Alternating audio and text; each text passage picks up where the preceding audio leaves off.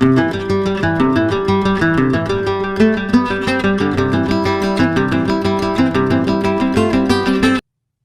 hear a woman complaining about an item she has bought. First, you have some time to look at questions 1 to 4.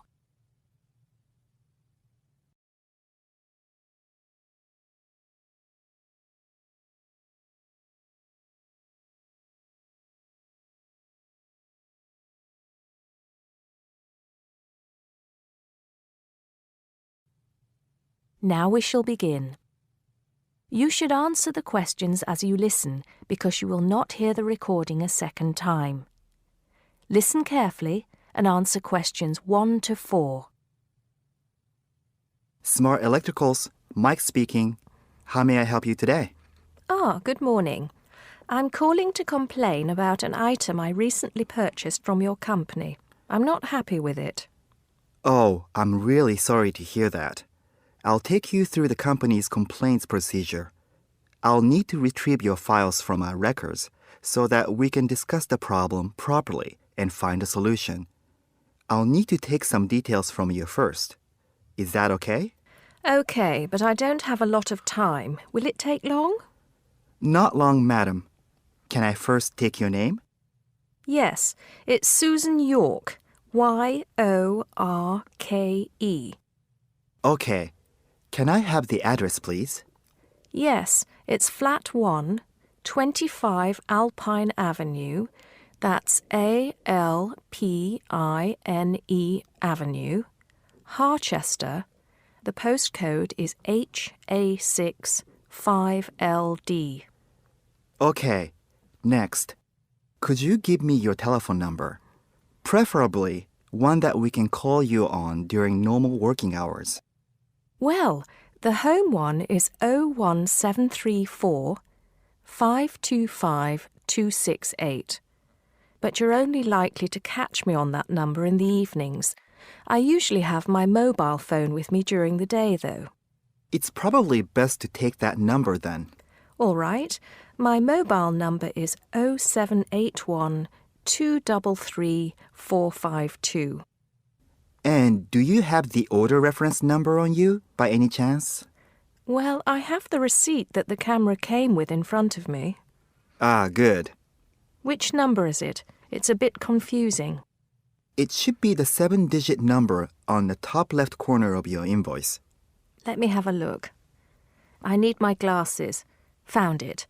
It's DMX8443. Thanks. Now, when did you purchase the item? Well, the camera was delivered last Monday, on the 1st of February. I ordered it online about 2 weeks before that, but I can't remember the exact date. If you have another look on the invoice receipt, the date should be there. Oh, yes. Here it is. January the 15th. Okay, I'll make a note of that. So, the item is a digital camera? Yes, it's the Aqua PowerShot model in silver. Thank you.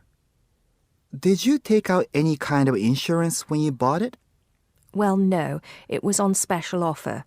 I didn't need to pay any extra for the insurance because it came with a special 4-star policy. Well, it means you're fully covered for at least another 3 years. Before you hear the rest of the conversation, you have some time to look at questions 5 to 10.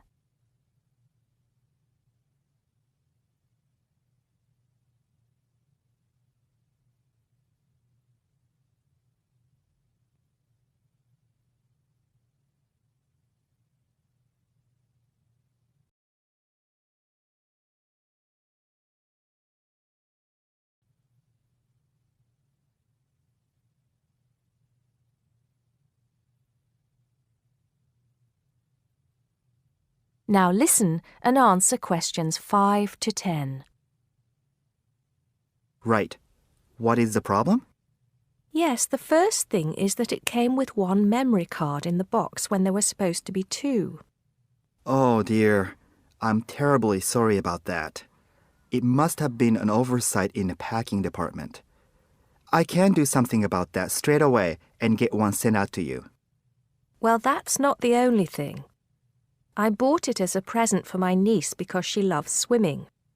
It said on the website that it was waterproof, but when she took it on holiday and tried to use it underwater, it got ruined because water got into the lens. You can imagine how disappointed my niece was. I certainly can. Were those the only problems? No, there was one other thing. It came with a case to protect it. When I opened the box to take the case out, I saw that it had a big scratch on it. We're really sorry about that. I can offer to have the camera repaired for you. In the event that it can't be repaired, we'll send you a replacement. I don't think so. Seeing as it was faulty in the first place, I wouldn't want another one. I think I'd rather have my money back. Can I get a refund? Yes, of course. If you send it back to customer services, I'll make sure it's dealt with. Thank you very much. That is the end of part 1. You now have half a minute to check your answers.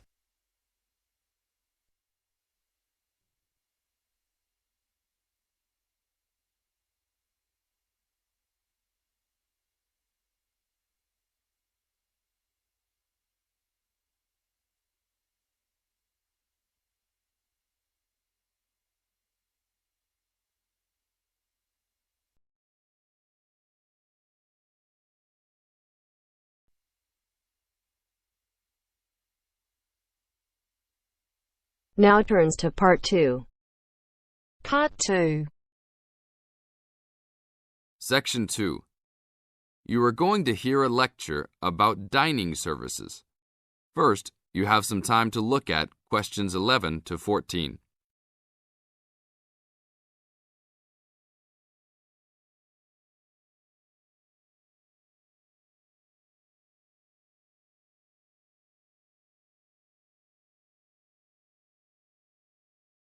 Now listen to the tape and answer questions 11 to 14. Welcome to the Dining Commons. This is the newest facility on campus, and I'm proud to say, also one of the best. I know that all university students miss eating home-cooked food. Well, this year, we are hoping to provide students with food and services that will make you feel at home, even without your family. The administration has been listening to the voice of the students. Students gave us frequent suggestions last year as to how we could improve the university. One of the most frequent suggestions was improving the dining options. We have been working hard all summer to come up with ideas that will make student life in the dormitories more pleasant. One of the new options we are offering in the dining facilities is variety in student meals. Last year, there was a set menu for every dinner, so if students didn't like the food, there was no choice. Students had to eat whatever was served. But this new dining facility has 3 completely unique areas, each with a different theme. At every meal, there will be 3 options for students to choose from. For example, there might be Italian food at station number 1, which might consist of pizza and pasta. At station number 2, there would be American food, consisting of hamburgers and hot dogs. At station number 3, there could be vegetarian soups and salads, accommodating all the vegetarians. We hope that with the greater selection of food, all students will find something to their liking. Now look at questions 15 to 20.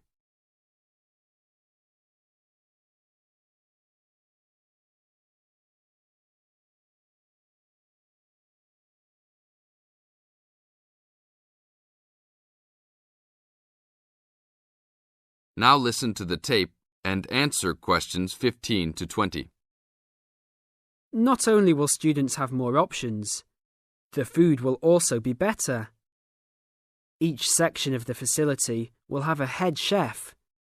These are real chefs that have been trained in culinary school and have been hired specifically by the school to work in the dining facilities. All of the chefs have a speciality. The school is hoping that these chefs will prepare better tasting and more nutritious food. Every student will be able to make suggestions and also give their input as to which menus taste better. Last year, many students complained that the dining facilities didn't have very convenient hours. This year, we hope to change that. We will open for breakfast at 6 a.m. to accommodate all the early risers. In the evenings, we will open until midnight for all the students that like to go for a late-night snack.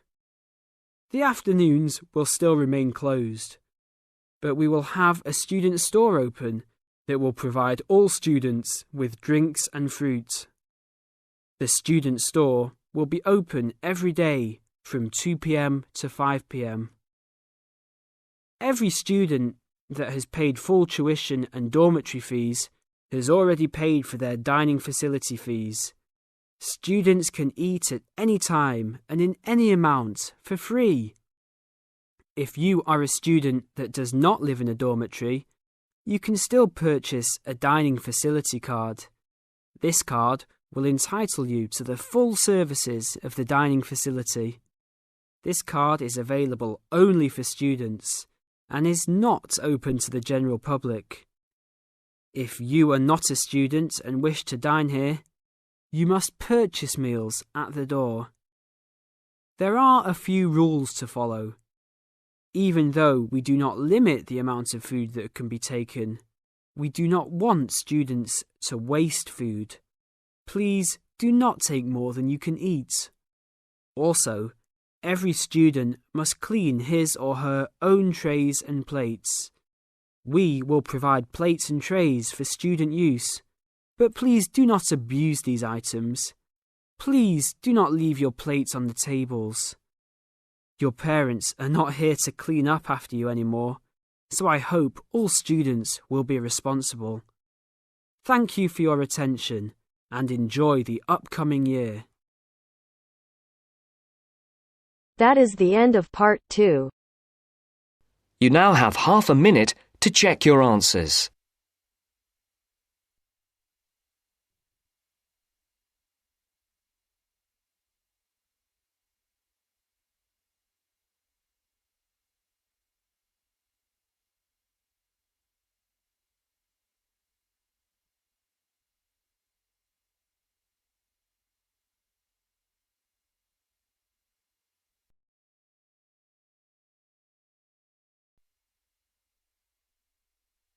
Now turns to part 3.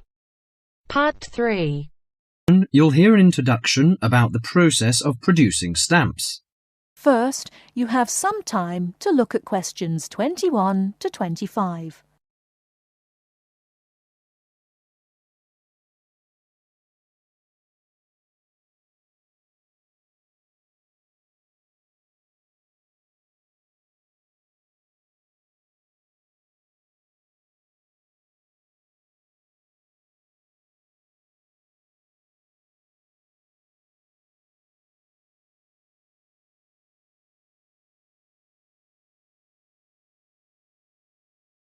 Now listen carefully and answer questions 21 to 25. Hello, and welcome to this week's edition of Tell Me More, the programme where you ask the questions and we provide the answers. And we've had a wide variety of questions from you this week. And the subject we've picked for you this week, in response to your many letters, is the production of postage stamps. And as usual, we've been doing our homework on the subject. So, who designs the postage stamps that we stick on our letters? Well, in Australia, the design of postage is in the hands of Australia Post. In Britain, it's the Royal Mail that looks after stamps, and it seems that both countries have a similar approach to the production process. We discovered, to our surprise, that it can take up to 2 years to produce a new postage stamp. Why is that, I hear you ask? Surprisingly, it can't be all that difficult to design a stamp. In fact, it isn't. But it seems it's a lengthy business. Firstly, they have to choose the subjects, and this is done with the help of market research. Members of the general public, including families, are surveyed to find out what sorts of things they would like to see on their stamps. They are given a list of possible topics and asked to rank them.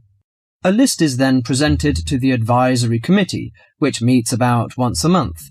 The committee is made up of outside designers, graphic artists, and stamp collectors.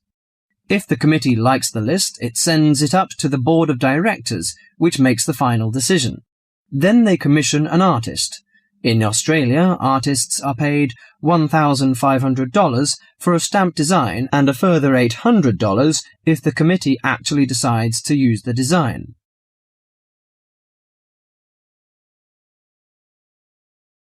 Before you hear the rest of the talk, you have some time to look at questions 26 to 30.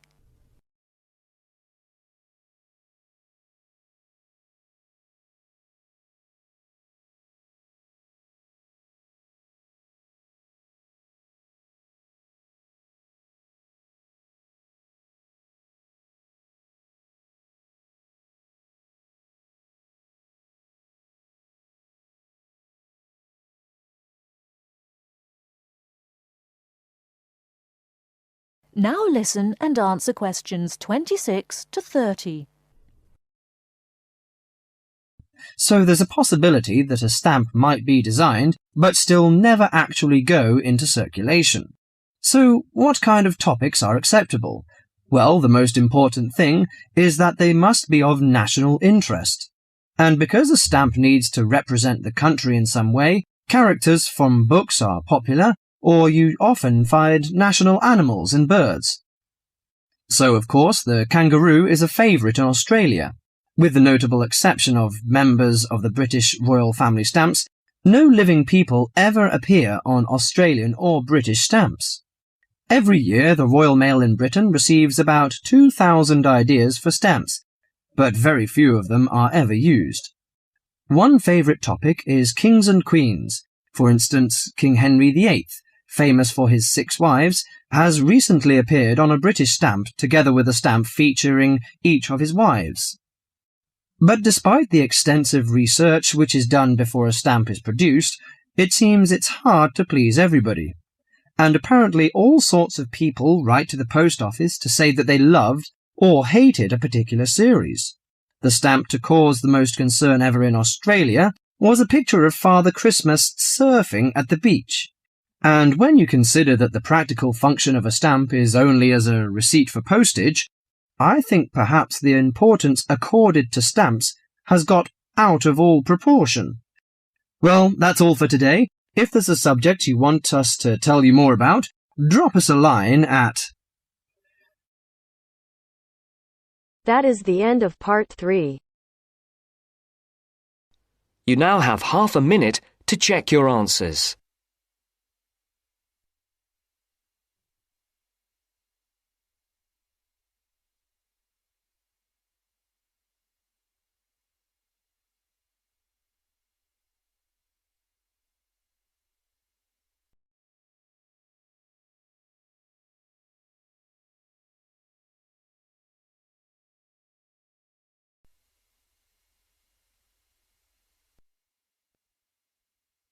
Now turns to part 4.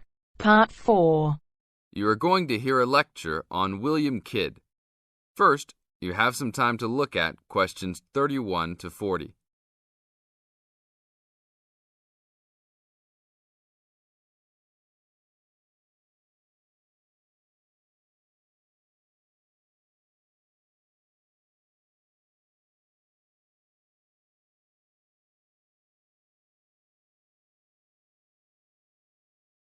Now listen to the tape and answer the questions.